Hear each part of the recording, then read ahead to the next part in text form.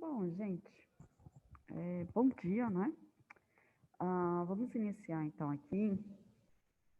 Como eu falei na última aula, aliás, na aula passada, que o nosso assunto referente ao ciclo do sangue, né? Ele finalizou com a parte das reações transfusionais, não falando das reações em si, até porque boa parte delas é feito através do diagnóstico clínico.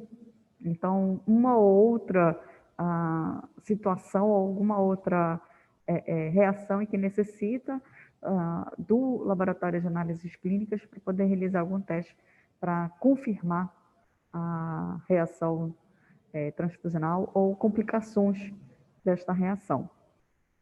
Então, hoje e na próxima aula será mais a parte de revisão já para a prova. Então, hoje nós faremos então a revisão dos assuntos, pelo menos destacando os pontos importantes que vocês precisam observar, olhar, né, ler com um pouco mais de carinho e atenção para a prova. E aí, quando for na próxima aula, no caso, na próxima quinta, eu farei a correção daquele exercício que eu postei na plataforma, aquele exercício de revisão que está lá. Pois é, então vou fazer a correção dele na próxima quinta, tá certo? E aí a gente fica aí com esse tempo para poder ficar revendo vários pontos, vários assuntos, para que vocês se sintam mais tranquilos na hora de realizar a prova. Bom, então assim, levando em consideração o que nós já vimos sobre o ciclo do sangue, então vocês viram que é importante sempre nós esclarecermos, pelo menos para a população, para a comunidade, né, para a sociedade civil, a importância de se realizar a doação de sangue, que nós não temos um substituto, né, e que as pessoas só se dão conta da importância, de fato, da doação quando algum parente necessita de forma urgente de um tipo sanguíneo. Então, naquela fase do ciclo do sangue, então nós já passamos pela a parte dos critérios de seleção dos doadores, que passa pela entrevista. Após isso, aquele candidato ele vai para uma sala específica, quando ele se torna apto mesmo, de fato, ele vai para uma sala específica para fazer, para realizar a coleta daquela bolsa, e aí que começa a nossa revisão de fato, tá? Então, quando se realiza aquela coleta de bolsa, né, a bolsa ela é coletada e ela vai para uma salinha que a gente chama de sala de quarentena, em que ela fica uma temperatura específica em repouso, esperando enquanto a parte laboratorial realiza todos os testes necessários para que o candidato, de fato, ele se torne apto para fazer, aliás, para que a bolsa de sangue dele, de fato, possa ser utilizada para a sua divisão, podemos dizer assim, em componentes sanguíneos, então em hemácias, plaquetas, plasma, e assim a gente vai indo. Então, desses testes, o que nós temos em si? Nós temos aqui o que nós chamamos de triagem laboratorial. Então, dessa triagem laboratorial, ela é obrigatória, todos os hemocentros e agências transfusionais realizarem essa triagem em todas as bolsas que são coletadas. Então, desses testes, ou dessa triagem laboratorial, nós temos os testes imunohematológicos, nós temos os testes sorológicos e nós ainda temos, para poder complementar toda essa bateria de testes, a técnica do ácido nucleico, que o banco de sangue chama como NAT, que nada mais é do que a pesquisa do ácido nucleico de alguns vírus específicos.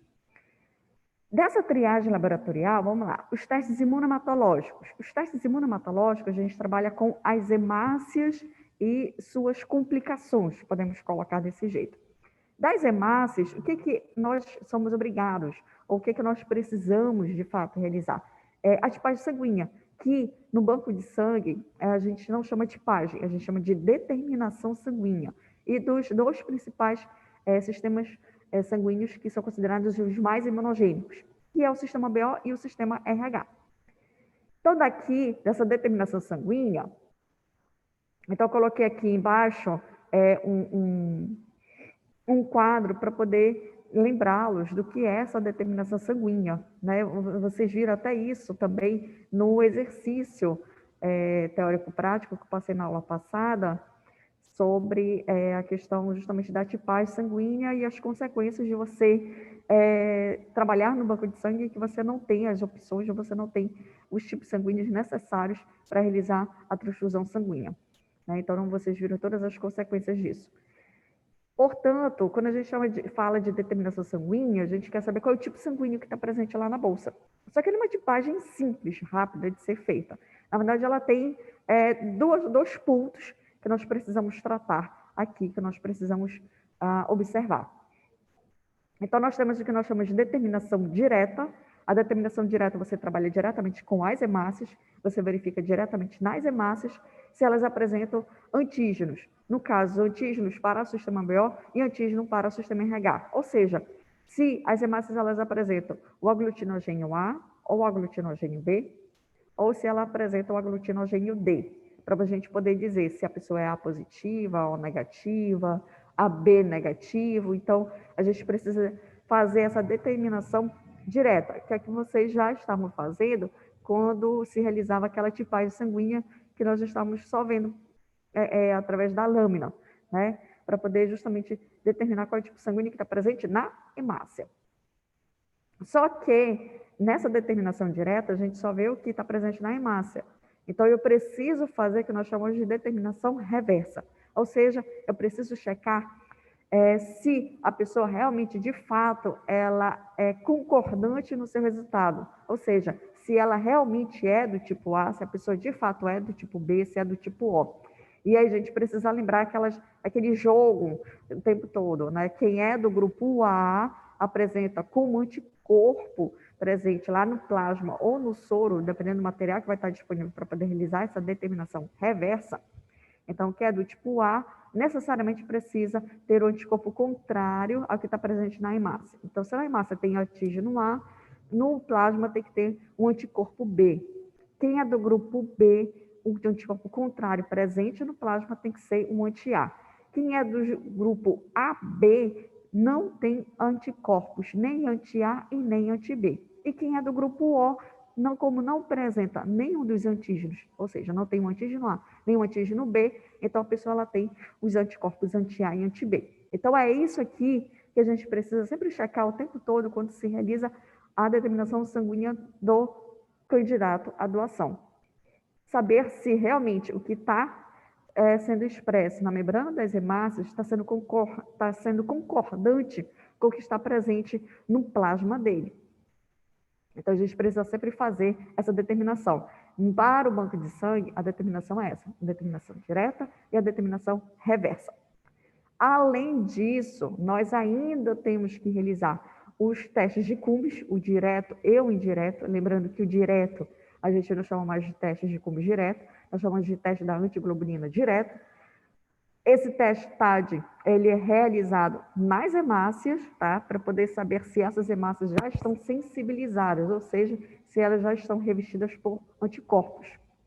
E se caso aquele candidato ele tenha anticorpos circulantes contra algum sistema, algum grupo sanguíneo, a gente precisa fazer também o teste da antiglobulina já, o teste de Cumbis indireto para pesquisa desses anticorpos irregulares. E para finalizar toda essa parte da triagem laboratorial, para poder confirmar que realmente foi realizado todos os testes e que esses testes ele têm uma confiabilidade em seus resultados, ainda realizamos a prova de compatibilidade, que aí eu vou misturar as hemácias da bolsa, por exemplo, do candidato à doação, com o soro do receptor ou do paciente que está precisando daquela bolsa, para saber se não vai ter nenhum tipo de reconhecimento entre os anticorpos presentes no paciente, no receptor, com o material que vai ser infundido nele, para que esse paciente ele não tenha nenhum tipo de reação transfusional. Então, isso a gente também precisa e realiza ao final. Essa prova de compatibilidade, ela é somente realizada quando precisa ou quando vai um material para processo de infusão, ou seja, quando o material vai ser transfundido no paciente. Ainda nessa fase da triagem laboratorial, ainda temos o seguinte, os testes sorológicos, né? Nós precisamos fazer a pesquisa entre os patógenos que são transmissíveis pelo sangue. Nós podemos ter vários tipos de patógenos que são transmissíveis pelo sangue, né? Mas nós temos esses aqui que são bem específicos, que são obrigatórios serem realizados. Então, precisamos fazer a pesquisa para o HIV 1 e 2, HTLV 1 e 2, doença de Chagas, sífilis e as hepatites B e C. A diferença entre eles, ou o que eles apresentam em comum, praticamente todos a gente precisa fazer a pesquisa do anticorpo, tá? E aí eu tenho algumas diferenças para um a outro que a gente precisa observar. Por exemplo, o HIV-1, além da pesquisa dos anticorpos específicos contra o HIV-1 e o HIV-2, ainda se realiza também, junto com esse teste, essa pesquisa, que pode ser, aliás, para a grande maioria, vamos utilizar aí o ELISA, ou um ensaio quimiluminescente, que são testes sorológicos bem sensíveis para poder detectar a presença desses anticorpos, tá? Vamos deixar claro isso aqui, certo? ELISA ou quimiluminescência, para a maioria deles. Então, assim, o HIV-1, a gente realiza o ELISA, ou ensaio quimiluminescente, para a pesquisa desses anticorpos específicos, e também realizamos o Western blot para poder confirmar que o paciente ou aquele doador, ele não tem nenhum tipo de anticorpo contra os antígenos do vírus da imunodeficiência humana. Para o HTLV 1 e 2, a gente realiza ELISA ou ensaio quimiluminescente para os anticorpos específicos contra o HTLV. Doença de Chagas. Na doença de Chagas, a gente também realiza um ELISA ou ensaio quimiluminescente para anticorpos anti-Trypanosoma cruzi. Sífilis. Sífilis aqui, a gente realiza, na verdade, a gente não realiza a ELISA, tá? Nem ensaio quimiluminescente. Para sífilis, nós vamos realizar 2 testes, um treponêmico e um não treponêmico. Isso vai depender muito de banco de sangue para banco de sangue, mas, teoricamente, o banco de sangue precisaria realizar testes para essas 2 fases, o teste não treponêmico e um teste treponêmico. Como teste não treponêmico, ou seja, esse teste não treponêmico é um teste não específico, não vai detectar anticorpos específicos, e sim anticorpos poliespecíficos.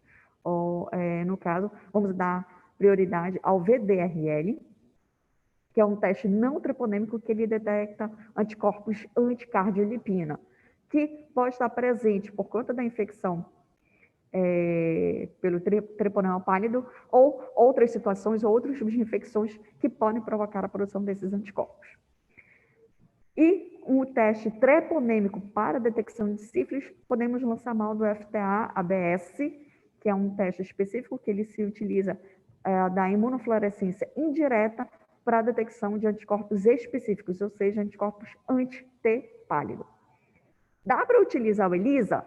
Dá para utilizar o ELISA, mas por que a gente não utiliza o ELISA, de fato, para o banco de sangue? Porque o ELISA, além de ser bem específico, de fato, para a gente detectar os anticorpos específicos, só que eu não tenho como determinar ou comparar em relação a esses 2 testes, eu não tenho como determinar se o paciente está, por exemplo, na fase de tratamento, se ele teve sífilis, ele está na fase final de tratamento, ou se o paciente está cursando no meio de uma das fases clínicas da doença. Então, eu preciso utilizar a combinação desses 2 testes, um não treponêmico e um treponêmico, para a gente poder trabalhar e determinar se o paciente está em uma dessas condições, em fase de tratamento, em fase de cura, ou em fase de curso da doença. Então, por isso que a gente não utiliza o ELISA, porque o ELISA ele é bem específico e ele só me diz que a pessoa tem uns anticorpos específicos.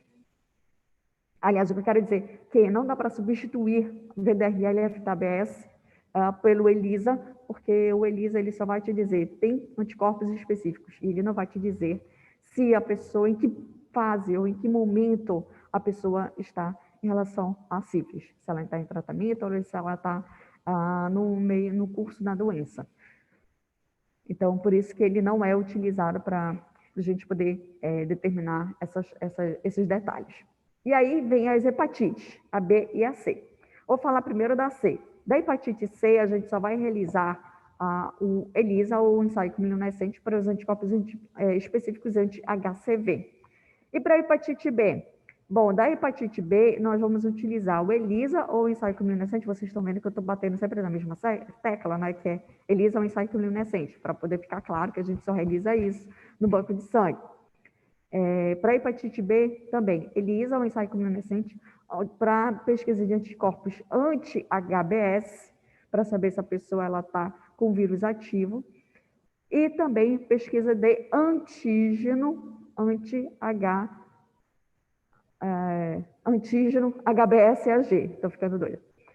Tá? Então, eu realizo essas duas pesquisas para a hepatite B. Eu pesquiso a presença do anticorpo, que é o anti-HBs, e eu também pesquiso a presença do antígeno, que é o HBsAg, que é um antígeno de superfície. Por quê? Para a gente poder, pelo menos, tentar trabalhar com a ideia de que o paciente ele pode estar na fase aguda da doença, que ele expressa o HBsAg, ou ele pode estar na fase crônica da doença, que ele também expressa o HBsAg. Então, para a gente poder realmente ter certeza que o paciente ele não está nem na fase aguda, nem na... Aliás, o paciente não, o candidato à ação, ele não está nem na fase aguda, nem na fase crônica da hepatite B, então a gente faz a pesquisa do antígeno, que eles nos determinam justamente isso. O antígeno, o HBsAg, nos informa se o vírus ele está em processo de replicação viral. E aí, para finalizar, nós temos ainda, né, a biologia molecular, que eu preciso realizar aqui, que no banco de sangue chama como NAT, que é a técnica do ácido nucleico, que nós vamos pesquisar para o HIV, presença de RNA, e para as hepatites B e C. Lembrando que hepatite B a gente pesquisa DNA e hepatite C a gente pesquisa RNA. É porque eu realizo tudo isso, porque eu preciso realizar, além da sorologia, eu preciso realizar também essa biologia molecular para esses vírus específicos, porque eu preciso justamente diminuir ao máximo o tempo da janela imunológica, tá? Então, assim, lembrando que todos esses testes sorológicos, ou melhor, a sorologia, ela detecta o quê? Presença de anticorpos. Qual é o nosso grande problema? É que nós temos, para cada patógeno, aí nós temos momentos específicos em que a quantidade de títulos de anticorpos está sendo produzidos numa quantidade suficiente para que o teste sorológico possa detectar.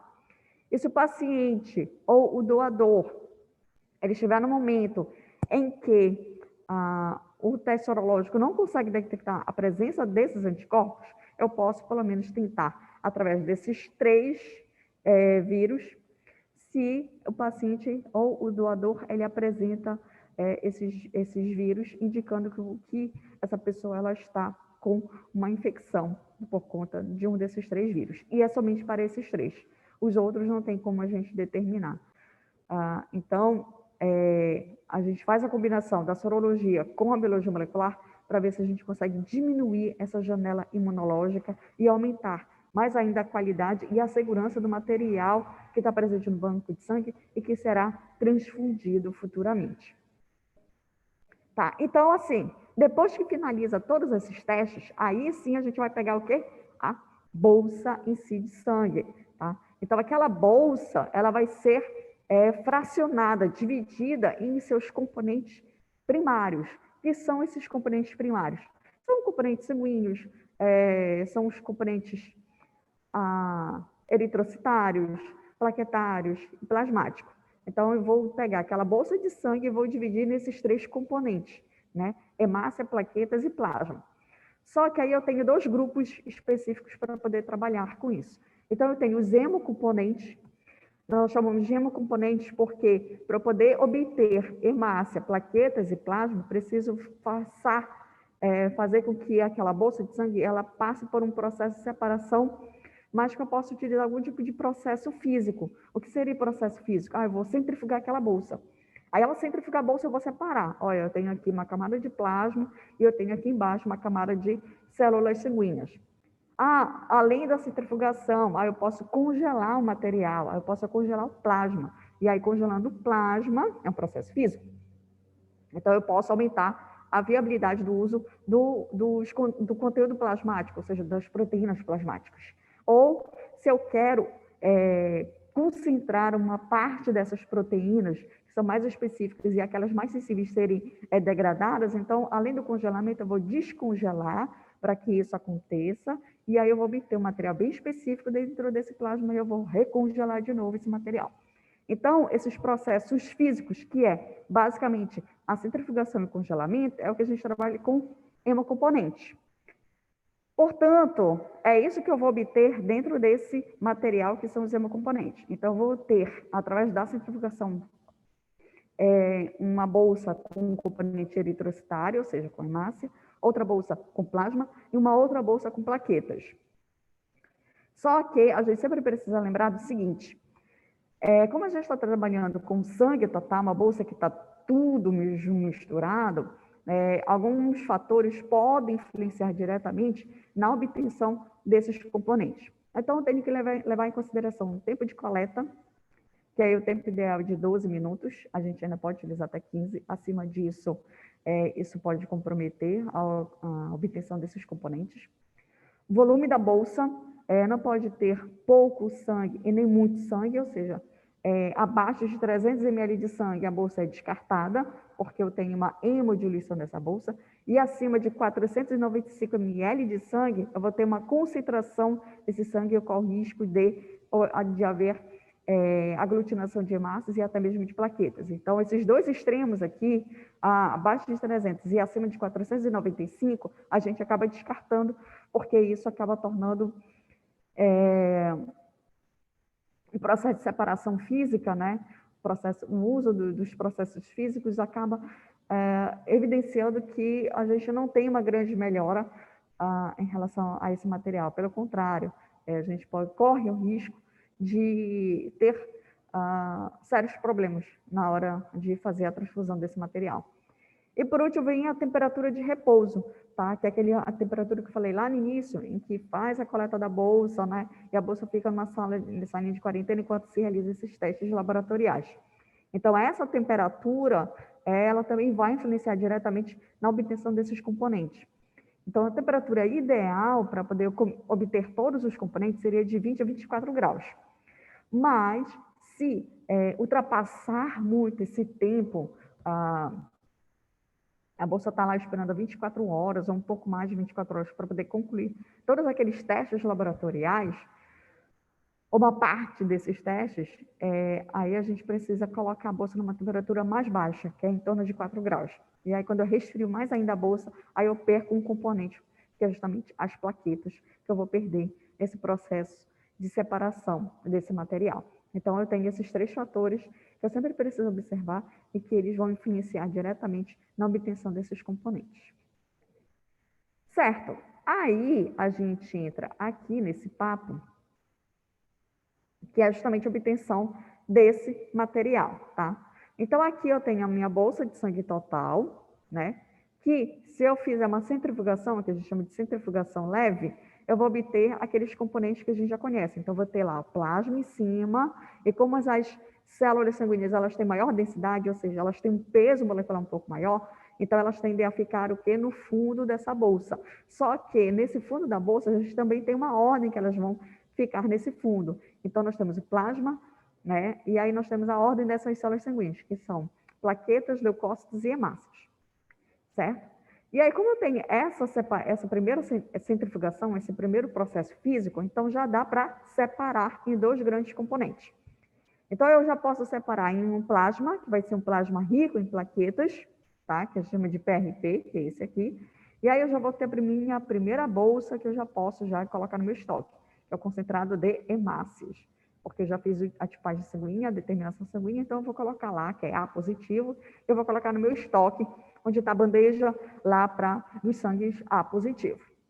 Só que ainda não terminou. Então, esse plasma que está rico em plaquetas, ele tem que plaquetas e outras células. Então, ele também tem leucócitos aqui no meio. Para poder separar mais ainda esse pessoal, então eu vou ter que utilizar uma centrifugação mais pesada. Por quê? Eu preciso que as plaquetas elas fiquem no fundo. Porque as plaquetas, elas ainda apresentam uma densidade, um peso molecular, só que não é um peso muito grande como no caso das hemácias, é um peso que a gente pode comparar assim, mais leve que as hemácias. Então, por isso que a gente chama de centrifugação pesada. E aí passa por essa nova centrifugação, e após essa nova centrifugação, aí sim, eu vou conseguir dividir, separar de novamente esse material em um plasma, que é o plasma fresco, que a gente vai congelar, por isso que recebe o nome de plasma fresco congelado, e aí eu tenho o meu concentrado de plaquetas.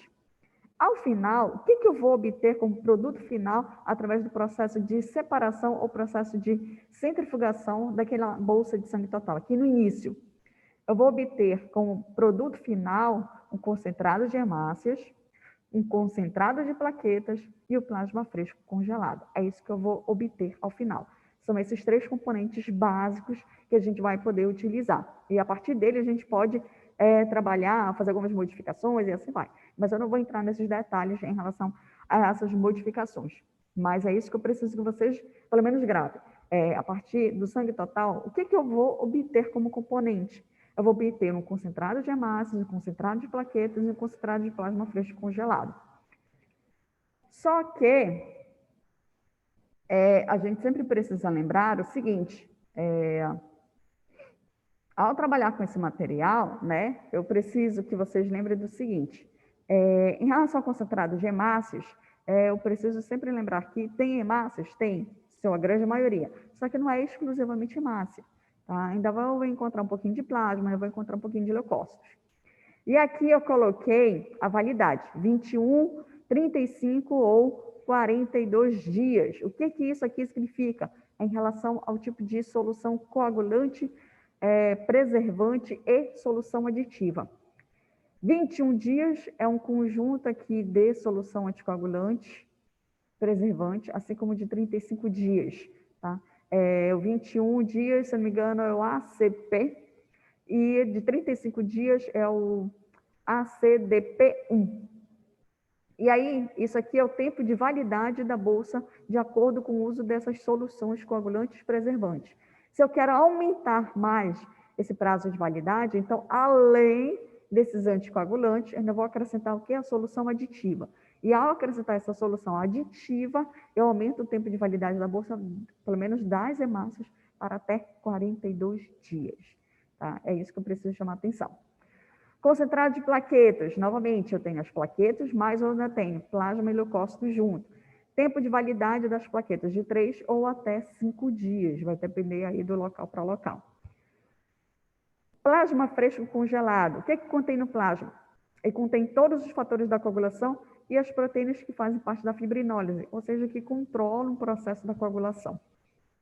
Aí a validade é de 1 a 2 anos. E o crio precipitado? O crio precipitado aqui, ele é oriundo justamente do plasma fresco congelado. Lembra, eu falei de congelamento e descongelamento. Então, para eu poder obter o crio precipitado, esse plasma precisa ser congelado e depois ele precisa ser descongelado. E esse processo de descongelamento faz com que eu perca proteínas lábeis, sensíveis a essa mudança, a essas mudanças de temperatura. E com isso eu consigo concentrar 2 tipos básicos de proteínas importantes. O fator de von Willebrand e o fibrinogênio, além do fator 8, se eu não me engano. Que aí eu vou utilizar esse crio precipitado para casos específicos, para doenças da hemostasia, basicamente. Eu vou utilizar para a doença de von Willebrand e eu vou utilizar para a hemofilia esse material aqui, o crio precipitado. E observe que ele também tem esse tempo de validade de 1 a 2 anos. Por que a gente tem essa validade de 1 a 2 anos para esse material? O plasma fresco congelado e o crio precipitado. Tudo isso vai depender da temperatura. Se eu tenho um local em que a temperatura de armazenamento ela é de até menos 30 graus, então, há tempo de validade desse material de 1 ano. Agora, se eu tenho um local em que a temperatura ela é abaixo de menos 30 graus, menos 50, menos 70, menos 80, menos 90, aí eu aumento o tempo de validade para 2 anos. É só isso, é a temperatura que vai influenciar no tempo de validade do material. Tá? Então, vamos lá, recapitulando, o que nós vamos obter através do sangue total? Os mais importantes, concentrado de hemácias, que aí o tempo de validade vai depender aí do tipo de anticoagulante e da solução aditiva, concentrado de plaquetas eu tenho ainda o plasma fresco congelado e, através do processo de descongelamento e recongelamento, eu vou obter o crio precipitado. Tá? Então, são esses 4 materiais mais importantes no processo de obtenção dos hemocomponentes através da centrifugação e através do congelamento, que nós chamamos de processos físicos. Só que não é só de hemocomponentes que a gente vive. Nós temos também os hemoderivados. Os hemoderivados aqui, eles são obtidos por processos físico-químicos, ou seja, vou utilizar uma parte do processo físico, por exemplo, uma centrifugação ou descongelamento, e um processo físico. Vou utilizar uma cromatografia líquida para poder fazer a separação de proteínas. Então, para eu poder obter os hemoderivados, eu vou utilizar como matéria-prima plasma excedente. O que seria esse plasma excedente? Basicamente, é o plasma fresco congelado. Sei lá, eu tenho aqui o hemopa, que ele tem aqui uma quantidade X de plasma que não vai ser utilizado para os processos transfusionais. Então, o hemopa ele pode fazer a transferência ou a doação desse plasma que está excedente, guardado aí no estoque da hemopa, para a Hemobras, para ela poder utilizar esse processo físico, congelamento, descongelamento, e algum tipo de processo químico, como uma cromatografia líquida, para poder separar essas proteínas e, ao final, a gente conseguir obter um medicamento específico e essencial para a saúde. Tá? Então, a ideia é justamente essa aqui. Então, eu tenho lá esse plasma excedente, que ele vai passar por um processo de purificação de proteínas, que é o processo físico-químico, mais inativação viral. Eu preciso fazer esse processo de inativação viral porque eu estou trabalhando com material humano e esse material humano corre risco de apresentar algum tipo de vírus e aí eu preciso inativar e impedir que esse material se esteja contaminado por algum tipo de agente viral. E aí, através desses processos aqui de purificação de proteínas e inativação viral, eu vou obter justamente esses medicamentos essenciais. Aí deve estar se perguntando, que diacho esses medicamentos essenciais, pelo amor de Deus? São esses aqui, ó. Fatores da coagulação 8 e 9, importantíssimos para o tratamento dos pacientes que são hemofílicos, do tipo A ou do tipo B, e porque eu tenho essas distinções, porque eu tenho fatores específicos. A gente diz que a pessoa apresenta hemofilia A porque ela apresenta uma deficiência no fator 8, importante para todo o processo de ativação da cascata da coagulação. E a gente diz que a pessoa ainda pertence à hemofilia B ou classificada como hemofilia B porque ele apresenta como deficiência o fator 9. Então, eu preciso desses medicamentos, eu preciso desses fatores da coagulação, tanto 8 quanto 9, numa quantidade, numa concentração suficiente para poder atender a demanda desses pacientes hemofílicos. E aí quem faz todo esse processo de separação e produção desses medicamentos acaba sendo a Hemobras. A albumina. A albumina também é uma outra proteína presente lá no plasma, uma proteína de alto peso molecular, e ela acaba sendo muito importante para quando a gente faz o processo de reposição volêmica. Como assim? O paciente ele sofreu um trauma, o paciente ele sofreu uma queimadura grave, e aí ele está perdendo líquidos, perdendo até mesmo sangue. E tem algumas pessoas que elas são intolerantes, por exemplo, ao uso do soro fisiológico, ou não tem soro fisiológico suficiente. Então, a gente pode lançar mão da albumina, que ela faz o mesmo efeito de uma solução fisiológica, que é de reposição volêmica. Então, você mantém o volume sanguíneo numa quantidade considerável para que o paciente não entre numa parada cardiorrespiratória, por exemplo. Então, a albumina ela serve justamente para isso, para poder aumentar, podemos dizer assim, a viscosidade do sangue e melhorar a parte da circulação sanguínea e o bombeamento sanguíneo. E ainda vou ter a produção de imunoglobulinas, que no Brasil, essas imunoglobulinas não são específicas. Imunoglobulinas são anticorpos. Nesse caso aqui, a gente trabalha no Brasil, ou melhor, a Hemobras, ela trabalha com anticorpos poliespecíficos, ou imunoglobulinas poliespecíficas. Elas não vão ser específicas para determinados tipos de patologias, como mostrei. Eu tenho um anticorpo específico para a coqueluche, anticorpo específico para hepatite B, anticorpo específico para hepatite A, anticorpo específico para o vírus da raiva. A Hemobras, ela ainda não produz esse tipo de anticorpo, então ele acaba sendo bem poliespecífico. Então, se eu tenho lá um caso em que o paciente ele está com uma doença, por exemplo, ele está com síndrome de Guillain-Barré, que são anticorpos que atacam os próprios tecidos do corpo humano, então eu posso, por exemplo, utilizar essa imunoglobulina poliespecífica para poder controlar esses anticorpos que estão atacando o próprio organismo. Tá? E aí, quem faz essa história toda é justamente a Hemobras. Então, a Hemobras é uma empresa brasileira, uma empresa estatal, que ela tem como propósito a produção desses medicamentos essenciais. E são esses os medicamentos essenciais que ela está produzindo, além de outros, tá? Mas a gente chama de medicamentos essenciais porque a própria Organização Mundial de Saúde determina. Todos os países precisam disponibilizar para a população medicamentos essenciais. E quais são esses medicamentos? São esses aqui. Os fatores da coagulação 8 e 9, albumina e imunoglobulinas poliespecíficas, especificamente, que é o que são considerados como medicamentos essenciais, certo? Então, a partir da bolsa de sangue, então nós vamos ter esses dois grupos, os hemocomponentes, que eu mostrei para vocês quais são, e os hemoderivados para a produção desses medicamentos essenciais. E aí, a gente já entra na fase final dessa parte da revisão, porque quando a gente obtém aqueles hemocomponentes, aí eu vou entrar no que a gente chama de processo hemoterápico, já na fase preparatória, podemos dizer assim, para a transfusão sanguínea. Então, nesse processo hemoterápico, para o receptor, eu preciso fazer a tipagem, que é a determinação, tá? A tipagem do sistema BO, aquela tipagem direta e reversa, ou determinação direta e reversa. Na direta, recapitulando aqui, eu pesquiso a presença de antígenos expressos na membrana das hemácias, e na tipagem ou determinação reversa, eu detecto ou eu pesquiso a presença de anticorpos do sistema BO, ou presença de anticorpos anti-A ou anti-B. Ainda faço a classificação ou a reclassificação do sistema RH, o RHD, presença do antígeno D, se é positivo ou negativo. Além de pesquisa dos anticorpos irregulares, que são aqueles testes de Cummings. O teste de Cummings direto e indireto para a gente poder fazer essa pesquisa. Isso aqui é para o receptor, tá? A pessoa que vai receber esse material, essa transfusão, vai realizar a transfusão.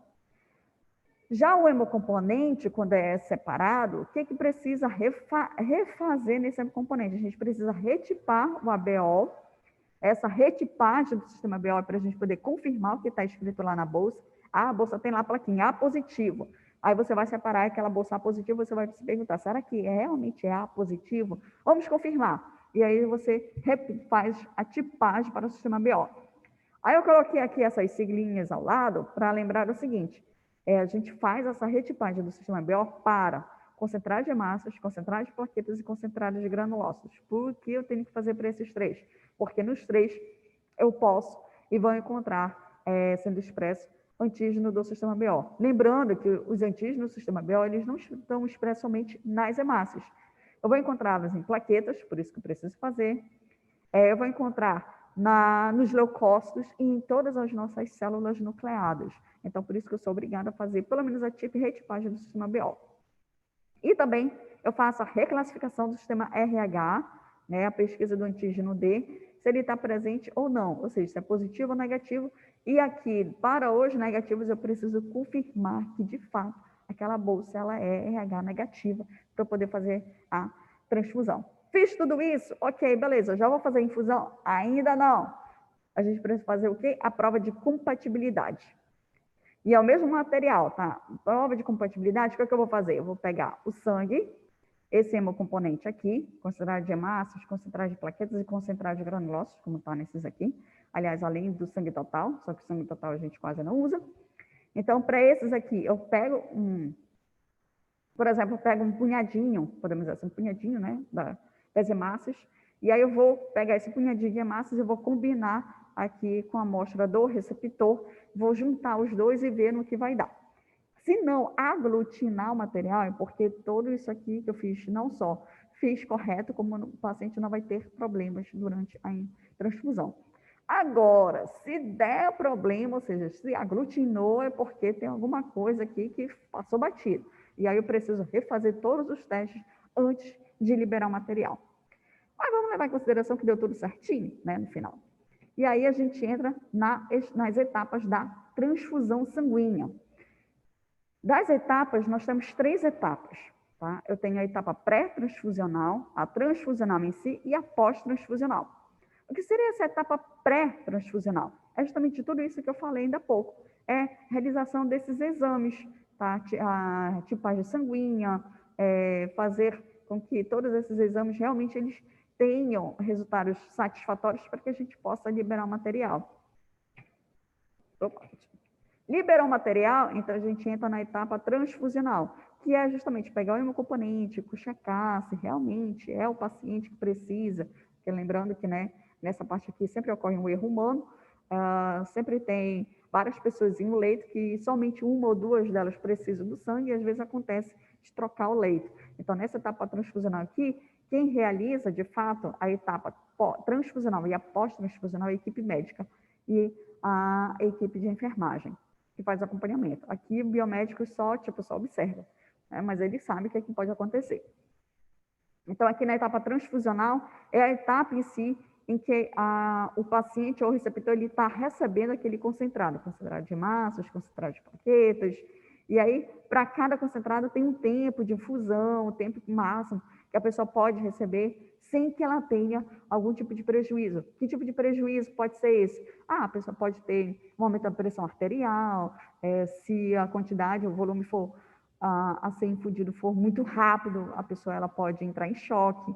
Então, precisa ser feito de forma muito cuidadosa para que não tenha prejuízos para a pessoa, no caso, para o paciente. E na etapa pós-transfusional é que, depois que terminou tudo isso, a pessoa já recebeu tudo que ele precisava receber, já realizou a transfusão sanguínea, então, no final, bora checar como estão os sinais vitais. Pressão arterial, batimentos cardíacos, temperatura, para saber se não vai ter nenhum tipo de problema. Pode ter? Pode. E aí a gente entra o quê? Nos casos de reação transfusional, que pode ser tanto imediata quanto tardia. Qual a diferença entre elas? Na reação transfusional imediata, eu coloquei na etapa transfusional, porque ela pode iniciar justamente durante a transfusão. O paciente ele pode ter uma alteração da temperatura, ele pode apresentar calafrios, né? Então, a gente considera como reação transfusional imediata aquela que acontece até no período de 24 horas até 24 horas pós-transfusão, porque é o tempo hábil para que o organismo ele consiga ter algum tipo de reconhecimento, que o paciente possa apresentar alguns sintomas que podem nos levar a uma suspeita de reação transfusional. E na etapa pós-transfusional, pode acontecer uma reação transfusional tardia. Tardia é que aquela acontece depois dessas primeiras 24 horas. Sei lá, a pessoa passou 5 dias depois da transfusão, ela começa a apresentar um cansaço muito grande, era para ela melhorar do quadro dela e ela não está melhorando, ela continua do mesmo jeito, ou está até pior. E aí a gente vai checar as informações, todos os sintomas, e aí a gente chega nessa reação transfusional.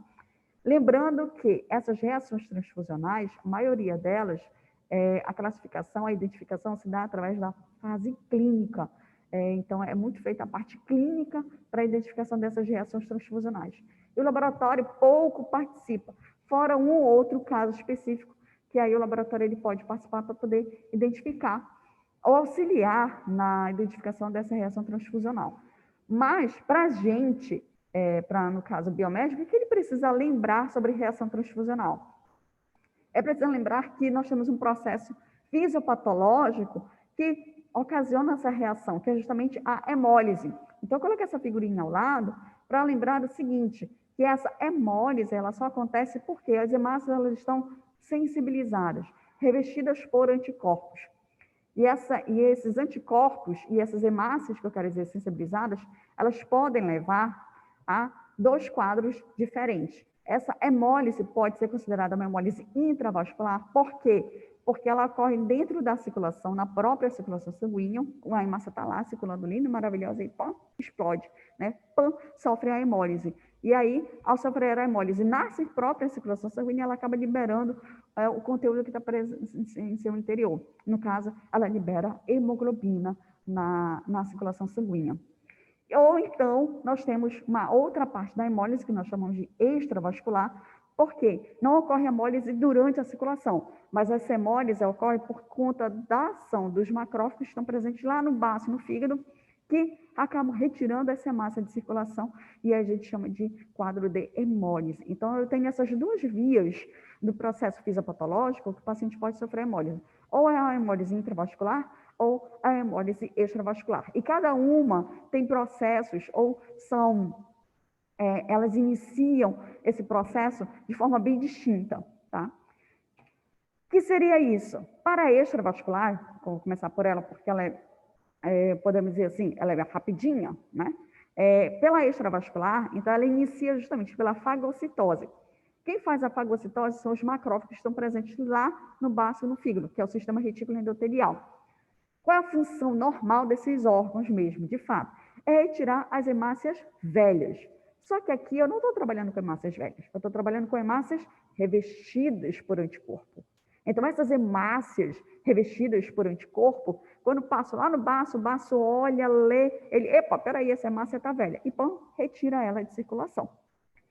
E aí o baço e o fígado, ao fazerem esse processo, quem mais realiza essa retirada das hemácias de circulação é o baço do que o fígado. Então o baço retira, vamos ficar com o baço, ele retira aquela hemácia e o baço ele faz assim, vamos quebrar essa hemácia aqui, né, em seus componentes. Quais são os principais? As globinas, que vão ser reutilizadas, que no caso vão ser os aminoácidos, e o grupo M, que o grupo M ele ainda vai ser quebrado em dois grupos. O ferro, que pode e vai ser reutilizado, então esse ferro ele vai lá para a medula óssea para poder auxiliar na produção de novas hemácias, e eu tenho a protoporfirina, que depois de passar pelo fígado, pelo processo de conjugação, aí esse processo de conjugação me libera bilirrubina. Qual é a consequência desse processo aqui, dessa hemólise extravascular? É que o paciente ele vai ter uma quantidade exagerada de bilirrubina, tá? Então, vai chegar um ponto em que o fígado ele vai ficar doidinho, ele haja chegar, né, grupamento M para ele poder fazer o processo de conjugação. O processo de conjugação é pegar material que ele é lipossolúvel, ou seja, que não vai ser possível ser excretado, tornar uma forma mais excretável, hidrossolúvel, para poder realmente ser excretado. Tá? Então, assim, a quantidade que o fígado recebe desse material é muito maior do que a capacidade dele de realizar o processo de conjugação. Então, daqui a algum tempo, vamos encontrar uma quantidade muito grande de bilirrubina nesse paciente, que teve essa reação transfusional, e aí ele começa a ficar ictérico, amarelado, por conta do excesso de bilirrubina. Por conta disso, o fígado não consegue processar todo o material que está chegando, que é para ele processar. Tá? Então, o que nos chama atenção? Ou seja, a característica principal da reação da hemólise extravascular é a presença de bilirrubina. Ah, é só isso? Não, não é só isso.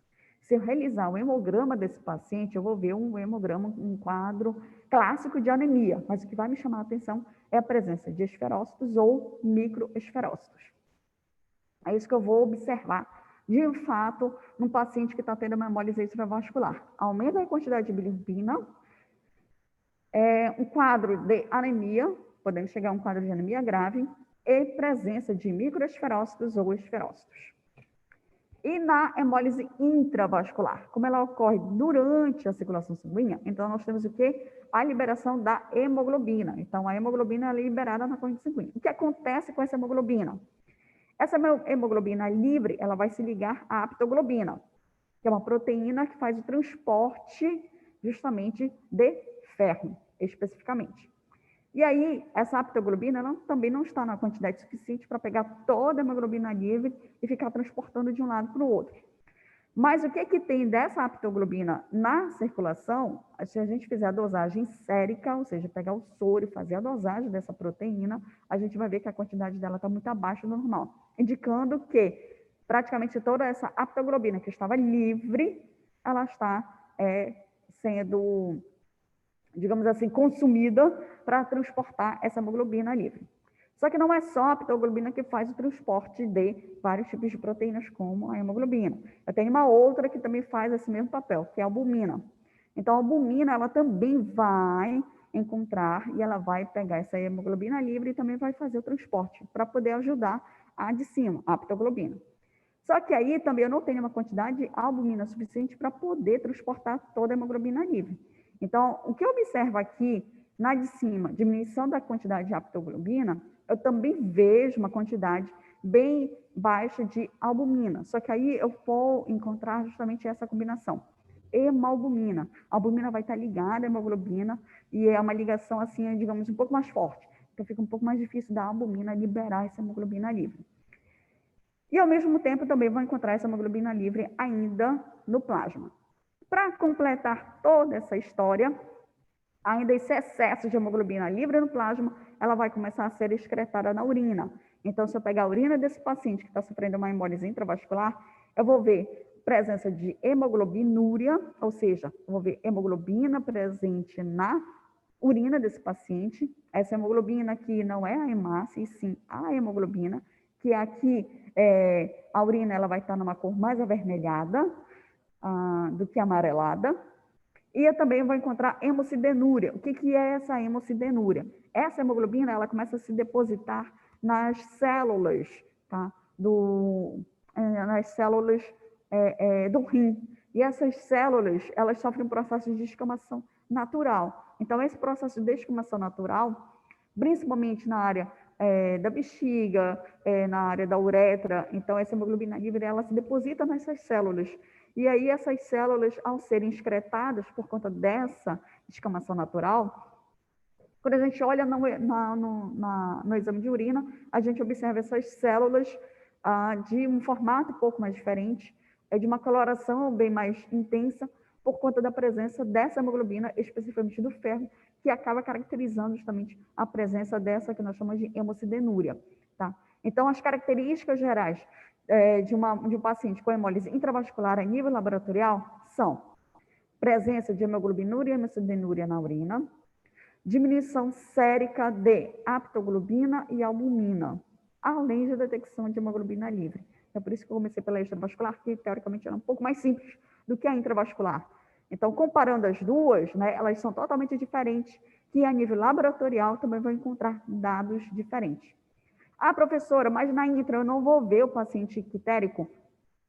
Também vou ver o paciente ictérico, mas não vai ser numa grande intensidade quando eu vejo o paciente com hemólise extravascular, tá? Aí nos dois eu vou ver a presença de icterícia, só que aí eu tenho diferenças na apresentação dessa icterícia. Então, aqui é só para chamar a atenção da questão justamente do nível laboratorial. O que é que eu preciso detectar a nível laboratorial para essas duas fases da hemólise, da fisiopatologia da hemólise, tanto a extravascular quanto a intravascular, tá? Vamos deixar isso bem claro, essas duas diferenças.